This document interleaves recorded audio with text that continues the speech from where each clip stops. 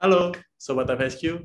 Kembali lagi di FSQ Talk, masih di topik seputar Food Safety and Quality, di mana episode kali ini kita akan membahas salah satu program PRP atau GMP, yaitu Medical Screening. Masih bersama saya, Aruf Yanwar, dan rekan saya. Esti, halo Sobat Ya, FSQ. halo, ya.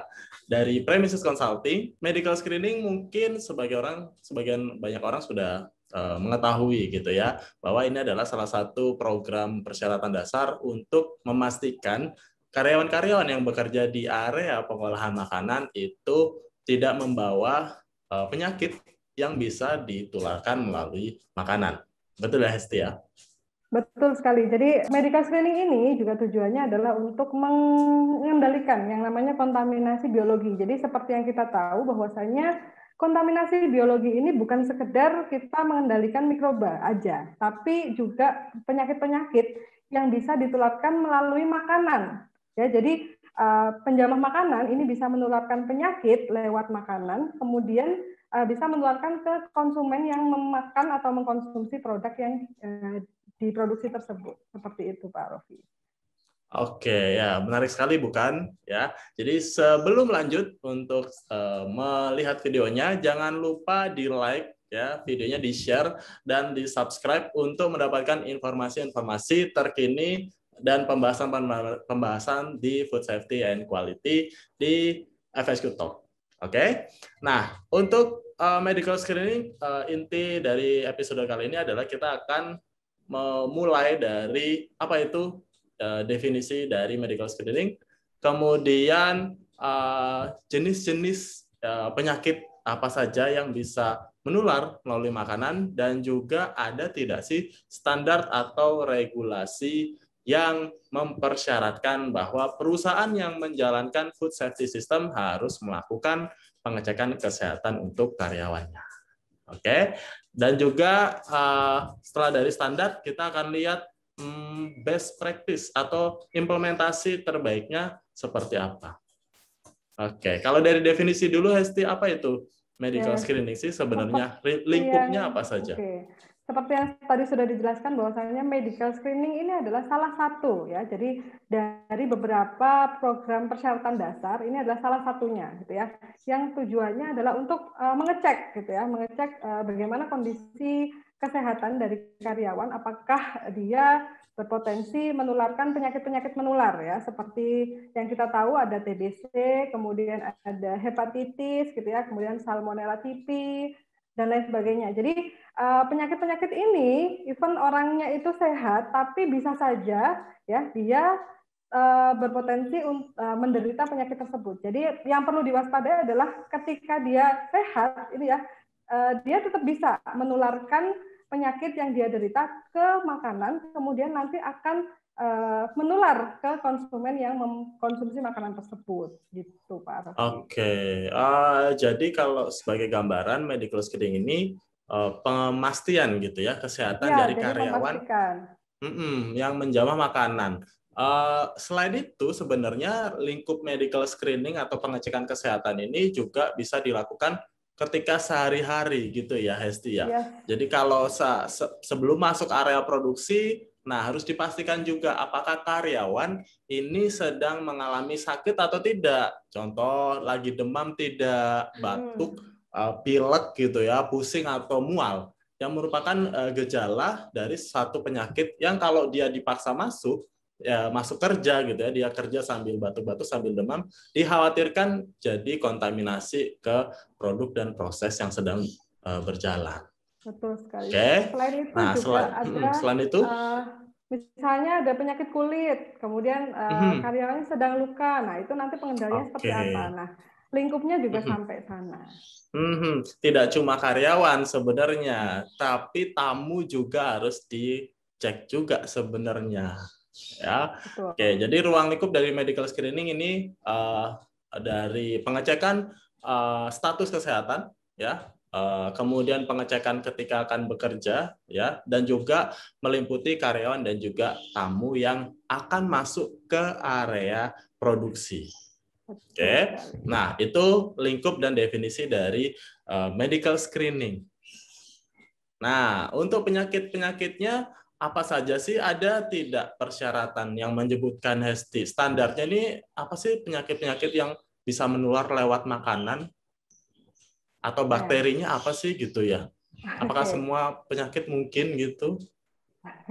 Jadi nggak semua penyakit sih sebenarnya Pak Rofi. Jadi yang telah saya sebutkan tadi, jadi ada beberapa penyakit yang memang gejalanya itu nggak kelihatan gitu ya. Jadi ketika orang itu sehat pun dia tetap bisa menularkan tuh ada. Jadi menurut regulasi FDA ya tentang outbreaks gitu ya, ada beberapa penyakit yang sifatnya seperti itu. Jadi seperti Mhm. orang yang menderita tipes ya, yang Mhm. terkontaminasi Salmonella typhi ya, kemudian ada kolera ya, kolera, Hmm. kemudian hepatitis A, Taenia solium, Oke. dan juga TBC atau tuberkulosis. Ini beberapa penyakit yang memang Mhm. sering sekali dijadikan sebuah patokan gitu ya untuk beberapa perusahaan yang ingin melakukan medical screening seperti itu. Selain Oke, itu jadi juga ini anjuran ada best FDA, practice-nya, WHO ya ya, betul. Ini anjuran jenis-jenis penyakit.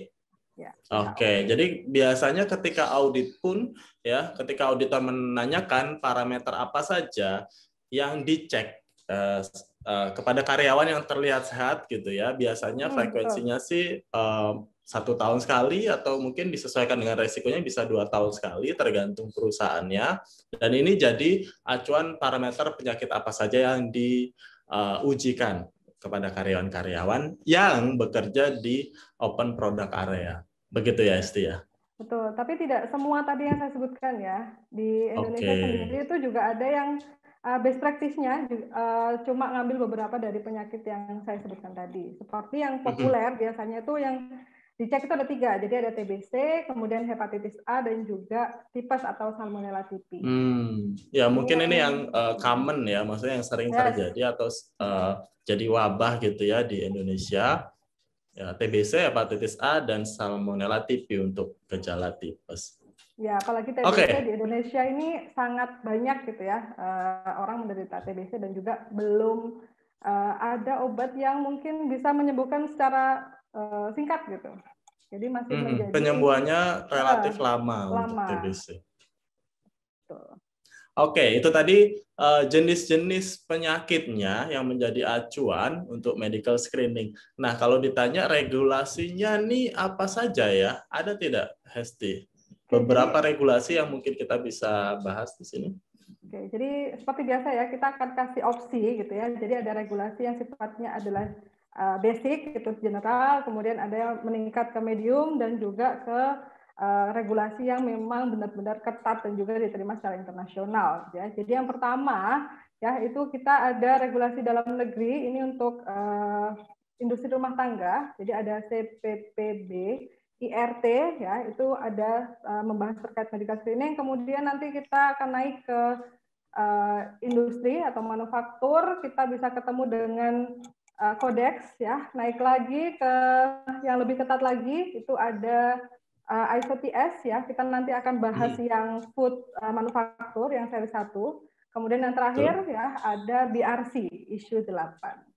Itu ada beberapa Cukup banyak ya, hampir ya, semua untuk di standar sistem manajemen keamanan makanan atau keamanan pangan ini mempersyaratkan adanya pengecekan status kesehatan. Oke, yang pertama dari CPPB, apa itu ST persyaratannya?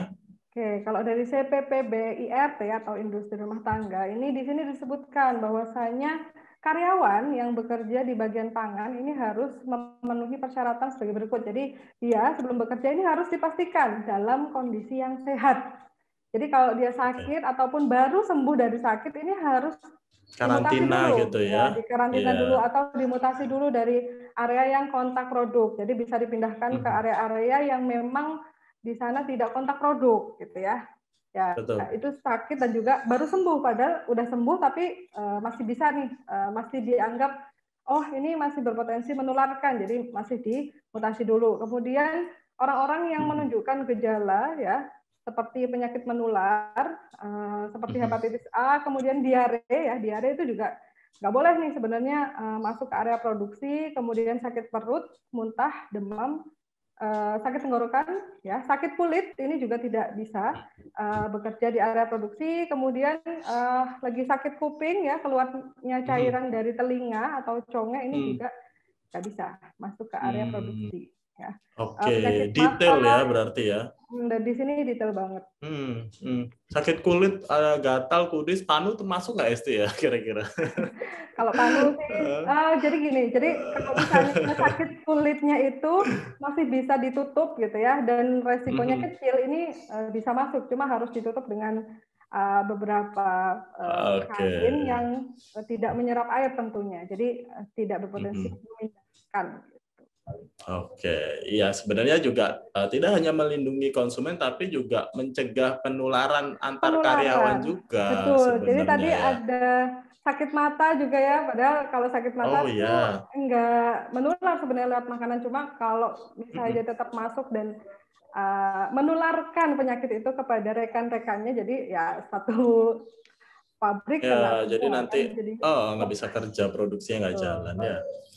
Oke, itu tadi dari CPPBIRT dengan detail penyakit-penyakit yang sudah disebutkan. Nah, terus yang kedua ini ada regulasi kodeks ya, kodeks yang versi terbaru di revisi 2020 ya. Di sini ada pasal 61, nanti sobat FSQ bisa cek di regulasinya juga.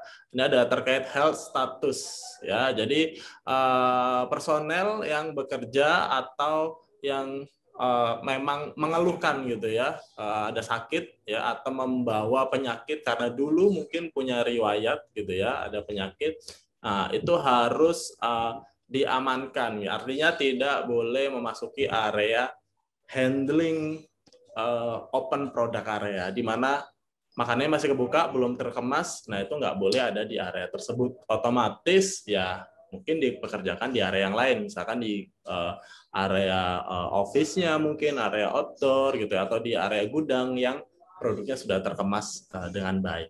Gitu. Itu persyaratan dari kodeks ya. Kemudian kalau ada yang sakit lagi kerja gitu, lagi demam atau apa, itu diminta harus immediately report gitu ya, harus segera lapor ke atasannya gitu ya, gejalanya apa gitu ya, sehingga bisa segera dicegah supaya tidak terjadi kontaminasi.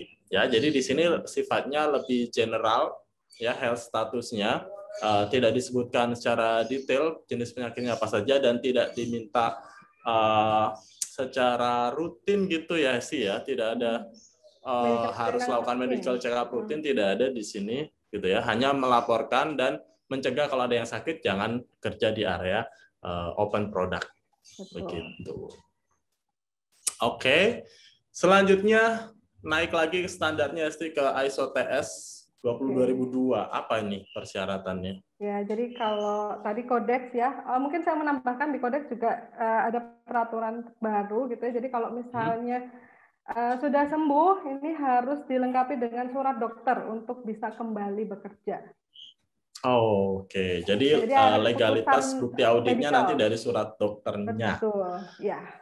Itu tambahan yang terbaru. Kemudian kita masuk ke ISO TS 20002. Ini kita ambil yang paling umum gitu ya di industri manufaktur, food manufaktur. Jadi kalau di ISO TS ini ada di pasal 13.5 ya. Jadi untuk peraturan mengenai medical screening, dia ini disarankan untuk mengikuti regulasi di negara tempat operasionalnya ya, dan mewajibkan seluruh karyawan yang akan dipekerjakan ini harus melalui tahapan pemeriksaan kesehatan atau medical screening. Jadi di sini jelas bahwasanya medical screeningnya ini ditaruh di depan, ya, ditaruh di proses rekrutmennya. Jadi sebelum dimasukkan gitu ya ke area produksi untuk bekerja, ini harus dicek kesehatannya, apakah dia menderita penyakit menular atau tidak. Ya, kemudian untuk pemeriksaan kesehatan tambahan, ya, ini harus dilakukan secara berkala. Jadi di sini disebutkan bahwasanya medical screeningnya ini harus berkala. Ya. Dan waktunya atau intervalnya ini ditentukan oleh organisasi. Jadi dilihat dari tadi ya, resiko produknya, kemudian kemampuan organisasinya seperti apa. Ya. Jadi di luar sana itu banyak yang pakai misalnya 6 bulan sekali, kemudian ada yang 1 tahun sekali, ada yang 2 tahun sekali gitu ya. Jadi ini intervalnya ya tidak ada aturan, tapi yang menentukannya harus organisasi dengan pertimbangan-pertimbangan yang memang sudah cukup valid menurut mereka.